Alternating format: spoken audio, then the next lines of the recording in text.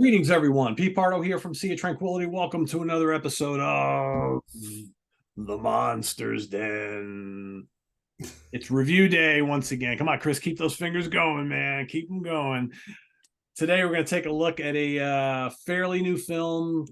Came out in 2022, but it's been playing on Shudder quite a bit for the last couple of months. It's by a director that we all like quite a bit. We'll see how this one stacks up. The director is Neil Marshall, of course, the guy who did Dog Soldiers and The Descent and Centurion and a bunch of other films. What's that? Doomsday. That's right, Doomsday, which I like quite a bit. Hellboy, the Hellboy remake. Hellboy, yep, exactly, the most recent Hellboy. And this film is called The Lair. And did this even air in the theaters anywhere? I have no idea. Until I saw it on Shudder, I had no clue that he even did another film. All the films that he's doing with his now partner have been straight to streaming, so I don't think so. I think they've just got a deal to do these streaming movies. Yeah, and that's Charlotte Kirk for everybody. We'll be talking about her because she not only did she help write this film, but she's also the main star in it. So, and I believe she was in his last film as well, if I'm not mistaken. Right? Yes. Yeah. Okay. So so it's called The Lair. It's streaming now on Shudder. We've all had a chance to watch it. I've actually watched it twice.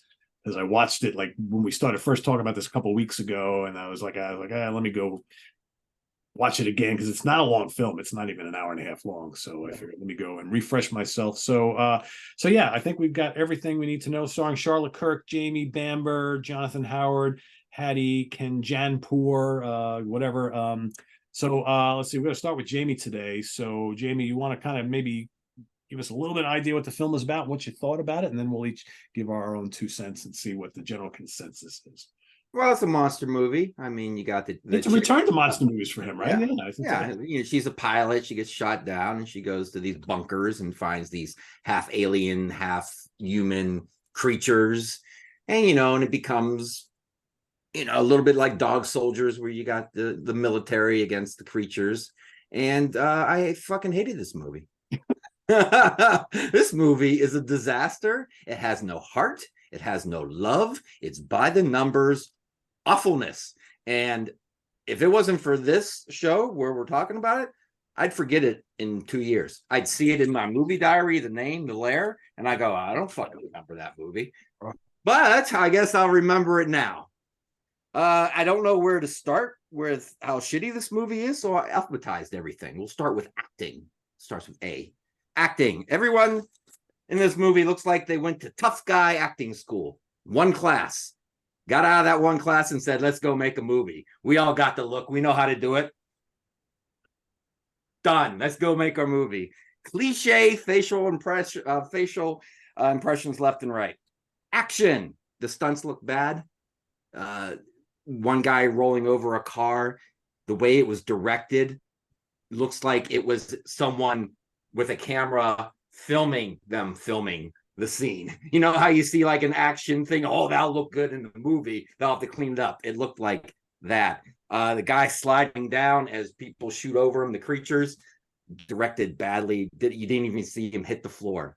Awfulness. The characters, bland, cliche. And when you don't care about the characters, you have no suspense. You get the suspense when you're like, oh, I like this guy. Please don't die. Didn't give a fuck. So that gets rid of the suspense.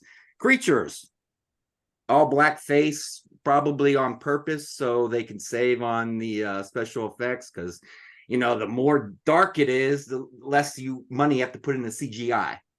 And from a distance, sometimes when they're walking around, looks like a guy in a cheap rubber suit, which can be charming at times. But there's a time and a place, and this wasn't it. Dialogue, fucking awful. This movie is so cliche that they actually say cliches. Guy grabs a bat right before he hits the dude, the creature. What do you think he says? Batter up, you son of a bitch. Oh, how long it take you to think of that one? The guy gets blown up by a grenade. He has no limbs, but he's got time to say right before he dies, how was that for voluntary discharge? Didn't he end up in a body bag then? I was like, wait a second, I thought he blew himself up and then he ended up in a body bag. They got all the pieces and they put them in a little pile. Yeah, they put them back together. Yeah, I guess so. Directing, I cannot believe this is the same guy who did the Descent. That movie has a lot of love in it. It has a lot of care. It's I call it a modern, even though it's 20 years old, horror masterpiece. I can't believe this is the same guy. There's no love into the directing in this movie. He did a few Game of Thrones episodes. Yeah. If this movie was his resume, he wouldn't be getting that call from Game of Thrones. No way. The gore is okay. It looks okay at times, but nothing creative done with it. Logic. I always hate this. It happens in movies all the time in the beginning. Everybody's shooting to kill. They finally get the chicken in their sights. Freeze. Always hate that. But the autopsy on the creature. Less things were done to these creatures to kill them. They kill this one. It's dead. They cut it up. They take out its organs. It still comes back to life. Why that one with no organs? And the jaw-dropping scene is literally jaw-dropping. The dude gets his jaw ripped from his face. It's dangling by just pieces of flesh. His buddy, he's clearly dead. Dead as dead can be.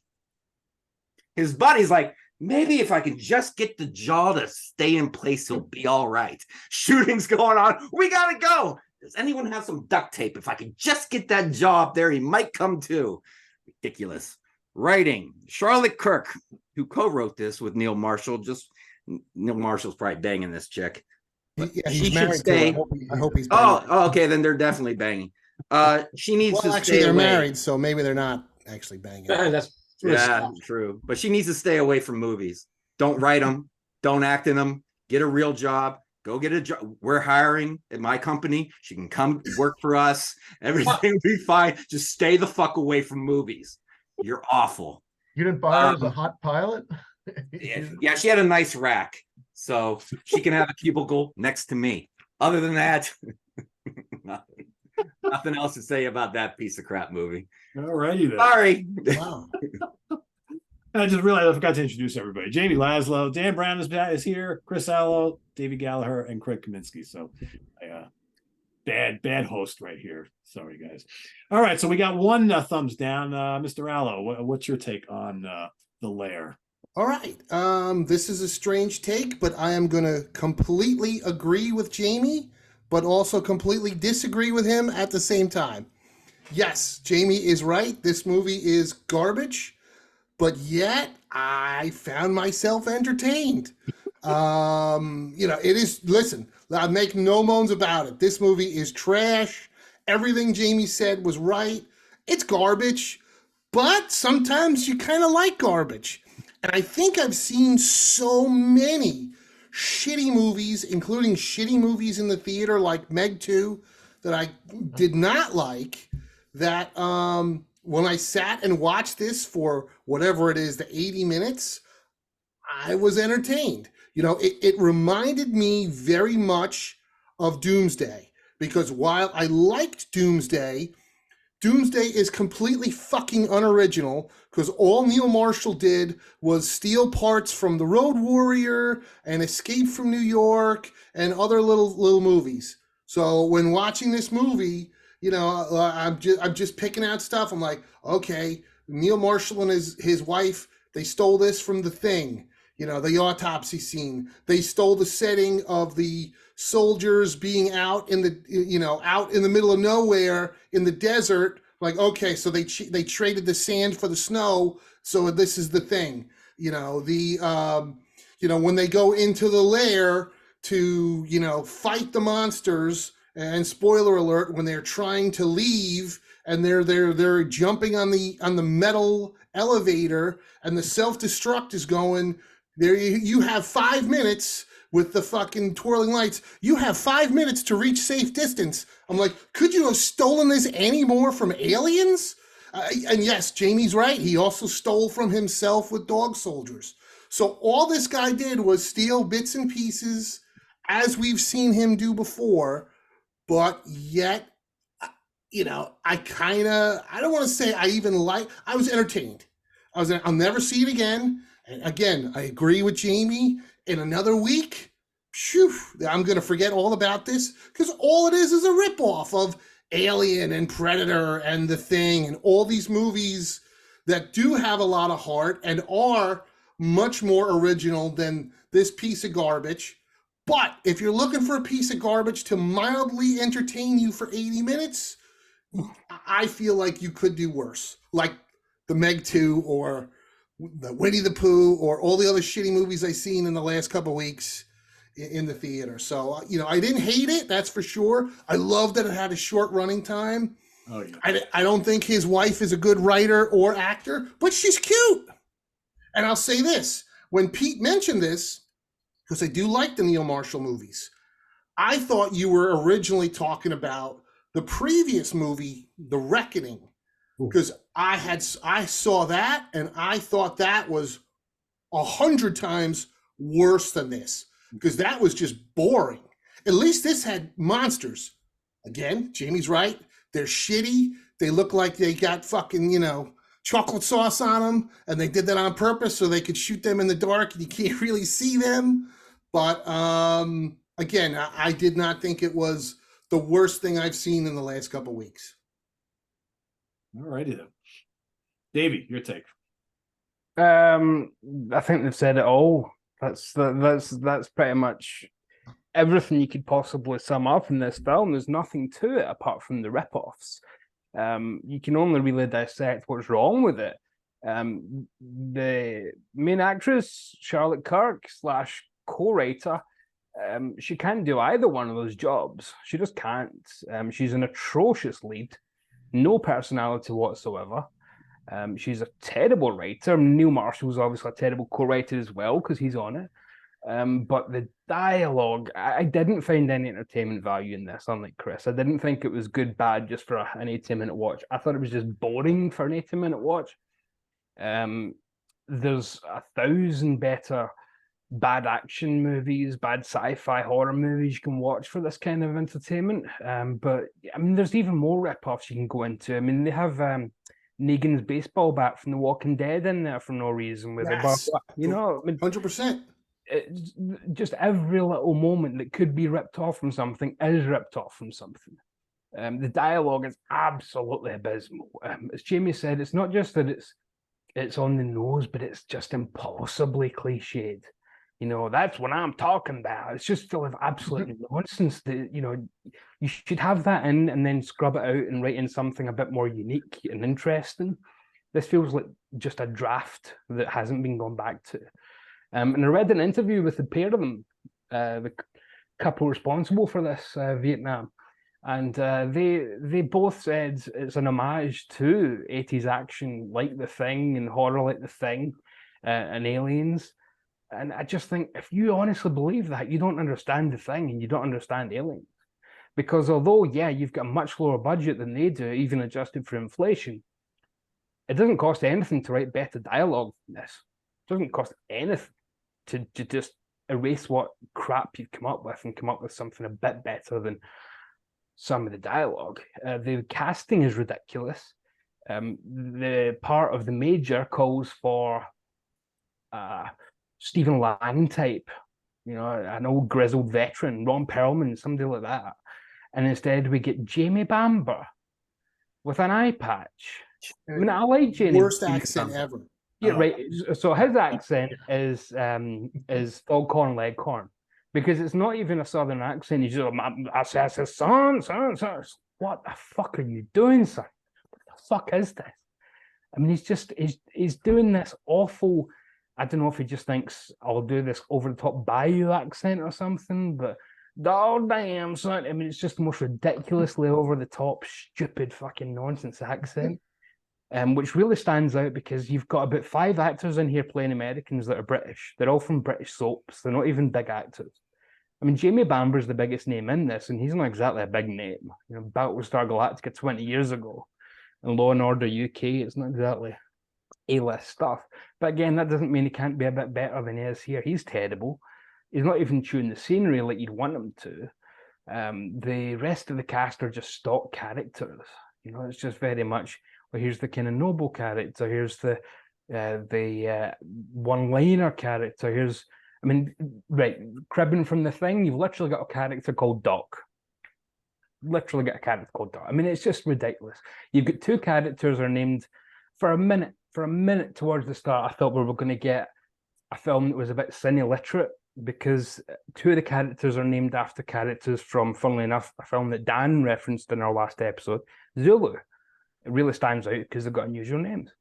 So I thought, wow, so we might be getting a kind of Zulu situation here where we get a real siege. You know, they're surrounded by absolutely tons. You never get that. It's just a basic attack thing. The base that they've set up is called Rio Fort Apache. And I thought that would maybe tie in, and it would, maybe we'll get some references to that John Ford movie, and we're going to get the, you know, because that's a bit hierarchy of officers and how to take on the enemy. We don't get anything with that, so it's just references, but not actually taking anything interesting with them. It's just throwing in, putting the name of another movie, putting a reference, putting a character name from another movie. It doesn't do anything with it.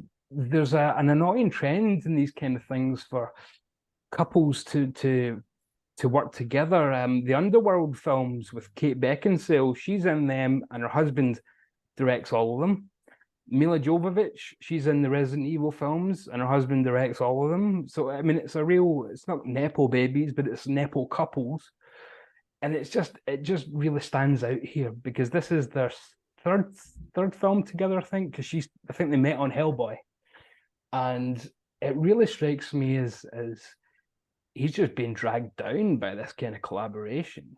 It's really just bringing him down to not even B-movie level, Z-list level. This is shockingly bad, with some real issues that just you wouldn't even see in B-movies. I mean, the quality of the gunfire.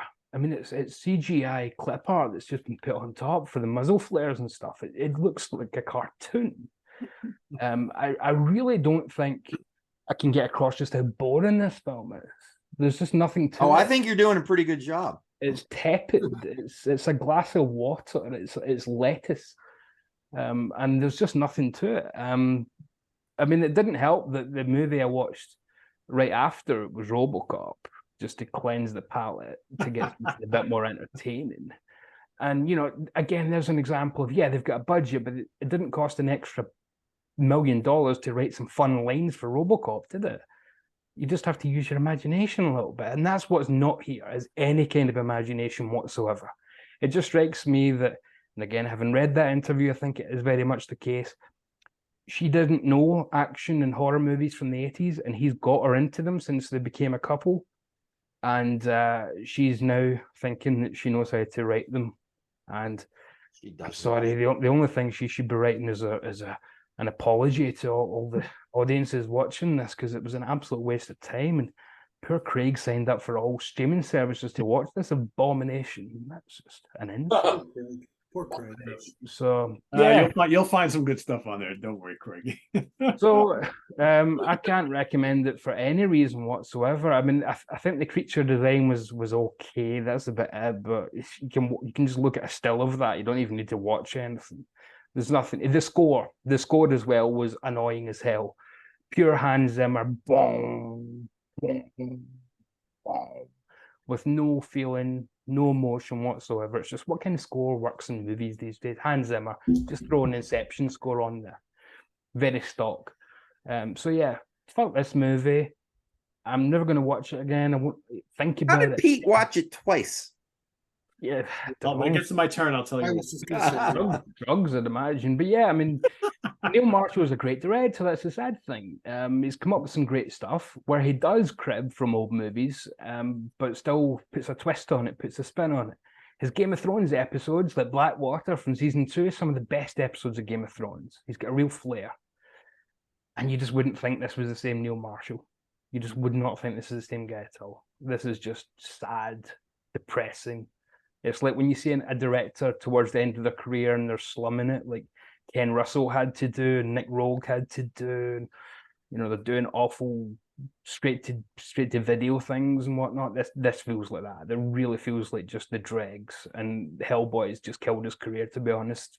It's like when I saw Lou Graham live about 15 years ago, and he came out weighing like 400 pounds and couldn't sing. And I just sat there going, I had the same feeling watching this. What happened? Yeah. Yeah, so well, this is the Lou Graham years for Neil Marshall, it seems, but at least he's got an attractive wife to show for it. So Yeah, he's the one that's sounds laughing right. at he's the one that's laughing at the end of the Yeah, day. he wins. So, We go to yeah. work tomorrow. That's He right. wins. Yeah, There you go. and He'll he's make another movie with her, right? Yeah. yeah, and Right. they're doing another one already. So yeah, fuck this movie. Fuck Neil Marshall if he's not gonna even try. I don't think he deserves any of our praise, and I'm going to take back some of the praise that I've given him in the past. So yeah, to help with him. Well, Craig, like we said, you subscribe to the channel specifically to watch this film. And what did you think your first Shudder experience was with Well, I'm the still in a Lair? free preview till Saturday, so but no, I mean, not to beat a dead horse, but it wasn't. I didn't like it, but as Chris said, there were at least some parts that small parts that were okay. Some of the action kills were all right, and they kind of took you by surprise, especially towards the end when the one guy's like on the elevator and he gets like hit like through the back, and and some of those scenes were good, but overall it just I didn't care for the monsters myself. I thought they looked like a cross between the Resident Evil monsters, the Beast from Krull, and Night Beast, kind of like mixed all together. They had like a just like that weird look, like you saw teeth, but they didn't have like a whole lot of features, and they would like you said, running around with like kind of like floppy feet and everything, but they were from a distance. And the parts that I didn't care for, which the most was pretty much, I mean, what Davy had said right away in the beginning when they introduced the major who used to be a colonel or whatever, his accent. My wife was watching the movie with me, and I said to her, I said, it sounds like an Australian trying to do a Southern accent failing. I said, I don't understand what, because they established that there were some international people there. They weren't all, it wasn't an American base. They had some English, and the one guy I think was from Australia, but it Welsh. just, yeah, or and so I was like, okay, well, which is he? But then when he does the suicide by major thing, and then later, like, he turns up in a body bag, and I thought, wait a second, he exploded. I don't know how that happened. Yeah, they made the black girl was a klepto, and I was like, oh Jesus, I mean, that was a little stupid. And then what I assumed was that the Afghan guy would that he would live till the end. I kind of just assumed that he would and again, to paint like a better picture, this guy was like their enemy, although he says right away, well, I'm nonviolent, but I thought that he would survive at the end and sort of redeem himself in the face of his enemies. And he does help them a little bit, but then that part really, where I was like, it's okay, the movie's all right. But then when he gets strangled, or almost getting strangled, he happens to notice that the monster has like a wristwatch on, and then they have that quick flash that it's like, oh yeah, and I was like, oh god, that part. And also inside the lair the second time, while they're looking around and they see the alien that looked like Krang from Teenage Mutant Ninja Turtles, like behind the thing. It's like that's where they're getting their something. It was kind of like, and that reminded me of one of the whichever Suicide Squad movie where they had that, where the main creature was like being held captive, like against its will, or and that, I guess it was the first one. But and it's like they had to quick throw that part in, and just mentioning, well, 40 years ago there was a shooting star and it happened to be a UFO. And of course the Afghan guy, I mean, Afghanistan is a big fucking country. And of course the Afghani guy just happened to go, oh yeah, that was, yeah, I remember that, and so that part was there was parts that I was trying to give it the benefit of the doubt, where it's like, okay, it's not the biggest budget, but I'll try to have some fun with it. But then there were just some parts where I was going, oh, ooh, that it's just not doing it for me. So I mean, I would, on a scale of 1 to 10, I'd probably give it like a 3.5 or something like that. There are some parts that are watchable, but and there are worse ways to spend 90 minutes or whatever, but it's a one and done where you can watch it and draw your own conclusion, but it wasn't that thrilling. I was hoping for better, because I actually haven't seen the other Neil Marshall movies other than The Descent. So but just from what I've heard and everything, I know you guys had mentioned about Centurion and Dog Soldiers. I haven't seen those, but trusting your judgment, I will gather that those movies are pretty good, and this just seemed like a step, several steps backwards from his on his resume. So we'll see what happens next with him. Cool. Well, Dan, I don't know if you found anything redeemable about this film. Well, everyone's covered all the pieces, but I'm going to agree with Chris. When I watched it, it was like kind of like oddly, I went in with low expectations. I wasn't expecting to, see anything great. And I think I even put a thing up on our message board. So I'm watching it. I'm kind of enjoying it. It was that was it. It was like a B picture, the first feature you'd see in the movie theater. It wasn't the main feature.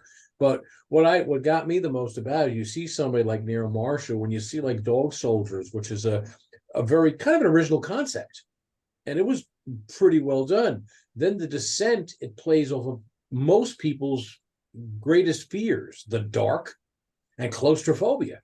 And then you got to throw in some, late night vision camera with some creepy thing on the end of the photo thing. I have to admit, when I saw that, it made me jump through my, whoa, where did this guy come from? I also, because I watched it because Davy had mentioned about the Lair, so I figured I'd watch it, and I hadn't really heard much about Neil Marshall in a couple of years, and now I understand why. Then I went and watched The Reckoning, and my concept of The Reckoning was kind of like the conqueror worm with no balls. That's what it was. Yeah. And it's a shame because what's his name? Sean Pertwee, who was in, he was just, that in The Reckoning, he was not even remotely threatening. It was like you feel like you just smack him around the room. But the film, I watched it. There were a couple of things I liked about it. I mean, I liked the whole thing is, okay, the Russians are doing strange experiments, and okay, they're creating super soldiers, and how nobody sold this thing or opened the doors beyond me. The ripoffs galore. I mean, the monsters, the first thing I think when I saw it was the Fluke Man from X-Files. I don't know why, but with a bad paint job. Then it reminded me of Screamers. If you remember the movie Screamers with Peter Weller, where like all of the clones are like marching slowly to the force, and the fort itself reminded me of Starship Troopers. Which the thing about it is, Starship Troopers, like it or not, I mean, that was an intense moment in this thing with the big bugman. It's like these guys are walking through the aliens are walking through the desert, and they're like slow motion, and all of a sudden they're able to leap in the air and jump over walls. And and Jamie Bamber, it's like I didn't even recognize him because primarily with the bad accents. And yes, this is how we're going to end it. I'm going to throw myself on a grenade. And even the whole grouping of people that are in the compound, the soldiers, it's the Dirty Dozen. It's like all these misfits put together. Didn't they have like the slow motion walk at one point? Yeah, they actually have that line in it, Dan. She says, so what are you guys? The dirty half dozen? No, she says the dirty half dozen. The dirty, it's like, oh God, okay. You wish, sweetheart, you wish. It's a shame to see how like he came out when he was, at first, and even like Doomsday. There's something kind of entertaining about Doomsday. It's like watching like maybe a bigger budget Roger Corman remake of something, when you watch Doomsday. But this here was like, I watched it. I don't regret watching it. I'll never see it again. But I agree with pretty much everyone's assessment here, and it's a shame that Neil Marshall, considering things like The Descent and Dog Soldiers, and those first couple of films, he really put down a serious footprint for himself. And now it's just, and like I said, he cannot. It's very hard for couples to work together, and they are proving. This is a perfect example that couples sometimes should not work together in the same business, in the same office, or whatever it may be. If he went back to his roots, he'd probably do well, but he's kind of going through the motions right now, and making a big paycheck and going home and playing with his pretty wife. So there you go. Write me another script, honey. Yeah, exactly. So I would say, I didn't like it, but like I said, I don't regret watching it. There you go. Yeah. She's even worse in The Reckoning. She's terrible in that. Oh That no, was I just know. terrible overall. Yeah, she's not. That's right. Yeah, I totally thought of the Witchfinder General, but like boring as all hell. Right. And she was in the Hellboy too. Yeah, bit part. That I don't remember. So she wasn't that. I mean, Yeah. I never saw Hellboy, his version of Hellboy, because I don't know. I thought it was awful. With Ron Perlman not being Hellboy, I said no. I feel like David Harbour's okay, but it's not Guillermo del Toro. You need that Right. that visionary to bring that kind of Right. thing. It wasn't fun. It was depressing in a way. Okay. So, And yeah. unfortunately for Neil Marshall, that thing died a miserable death. Oh yeah. But I don't think he's going to get offered any more big budget movies anytime soon. The straight to video movie could be his way to go from now on. Which is a shame considering how he started his career, right? Yeah. Right. Yeah. Yeah. So some folks are probably wondering why I watched this twice, right? Well, I'll tell you why. Well, first of all, I was pretty excited to see this because to me, this was like kind of his return to monster films, and that's what I think he does best, right? So I was like, all right, awesome. You look at the poster for the film, and you see this kind of cool creature, big teeth, blood all over the place. Yeah, all right, this looks great. So I watched it first time like 3 weeks ago, maybe even more than that. And I watched it late at night, and I kind of was falling asleep during the second half of it quite a bit. So, but then, one of those deals where you're watching a film late at night and you miss like the whole middle of it. You wake up and then you see like the last like 10, 15 minutes. You're like, all right, I think I have an idea of what that film was all about. And then like a week goes by and you're like, yeah, I got to watch that again because I don't remember hardly anything about it, right? Which right there, that's a red flag, right? Because you should have remembered the good parts that you did see. Yeah, not so much. So I watched it again. And I remember thinking to myself, I'm like, this isn't really that good. And thinking, this is, to me, it was just like a complete mashup of The Thing, Dog Soldiers, and The Descent. Everything about it was like just so derivative. And I found when the movie was over, I'm like, that's it? No big payoff at the end, no big real explanation of what all happened here. And, Jamie was right. You don't care about any of the characters at all. And although I thought it was cool, they did like a rubber monster thing, you could hardly see them. And they didn't look all that good. Yeah, there was some good gore moments, which I thought was okay. But if nothing else, I wanted to come out of this film and say, the film sucked, but the monsters were really cool. And they really weren't.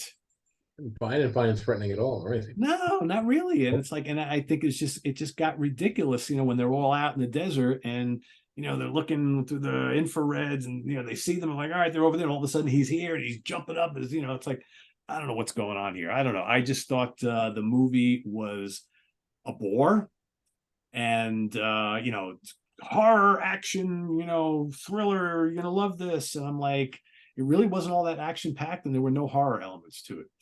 And even though Charlotte Kirk is very attractive, I didn't care about her character either.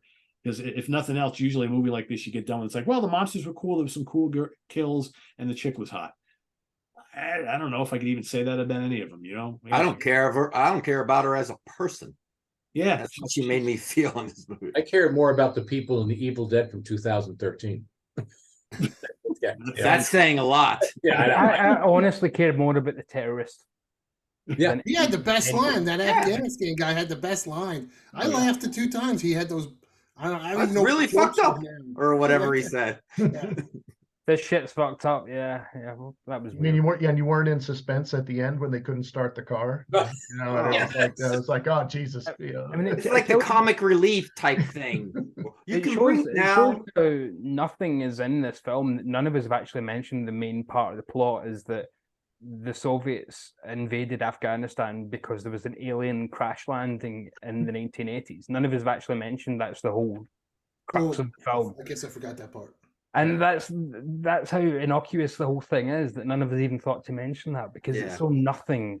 And that doesn't matter. And they really don't even spend that much time on that whole concept of the film. And yet that's what's the start of the film is. This is the truth behind the invasion of Afghanistan by the Russians. And you think, I wasn't really looking for the truth of that, to be honest, I don't really. Well, and the Americans were trying to cover it up because that's the major, his boss, who you never see, was saying, well, I need that microfilm, you know, or something. Which you need somebody in Washington to be the kind of bad colonel who's given them we need to get the object back, and then we need to get glimpses of why this is important.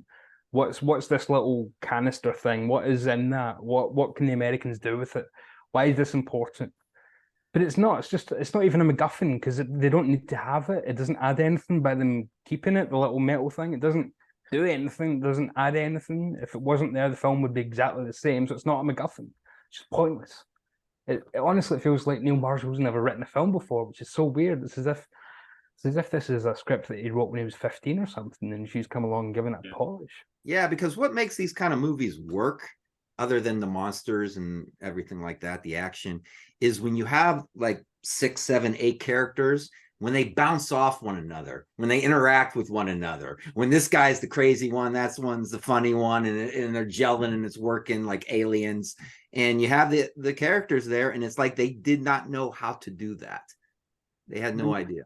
When you have 3 or 4 characters all doing the self-sacrifice thing, you think, no, you need to have one doing that. The Vasquez death in Aliens, you need to have one person doing that. And then something unique for everybody along the way. It doesn't work if everybody's Bill Pullman or everybody's Michael Bean. But it just felt like they were just giving out dialogue to anybody. It didn't really matter. Nobody was unique. Nobody stood out. The kleptomania didn't play into the plot or anything. I mean, it was just pointless. All technically that did, because she lifted the.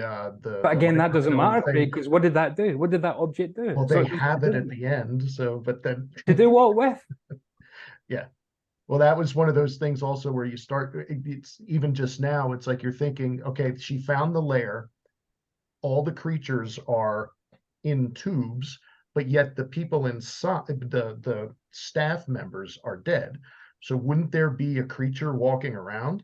And if so, wouldn't he have unlocked his buddies, which is what ends up happening, you know, when the case of the one gets accidentally broken, she gets out but locks the door, but then all of a sudden there's 50 of them. So that means that one guy let all of his buddies out of their cages. And it's like, well, wouldn't that have happened how many years ago? It's like, you know, because Greg's thinking too hard. All the staff members didn't try and put more effort in than the filmmakers do. That's it's Neil's like, that would have taken an extra hour of thought. Yeah, I knew I was in trouble right at the beginning with the flare scene when she shoots the flare in the guy. And the first note I made, because I always make notes on the side as I watch, flare scene is silly. First note I made.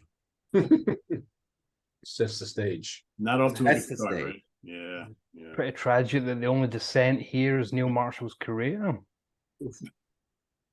Yeah, it's descending, all right. Pretty much. And see, I think the Descent is a great film. Oh yeah. Yeah, if it wasn't for the Descent and Dog Soldiers, we wouldn't be interested in talking about the new Neil Marshall film. So right. I have no interest to ever see another movie he is involved with. Yeah, unless I missed a few, and I don't want to go back. I don't feel like going back. And if you guys rank his movies, count me the fuck out. I still love that original like foursome, you know, up until I always get them mixed up. Remember, there was like 5 movies that came out within a few years that were all based on the 9th Legion going missing in Scotland, the Roman Legion. There was the Eagle, there was the 9th Legion, Centurion, right? Centurion. There was Centurion's dynamite. I really so many of those movies.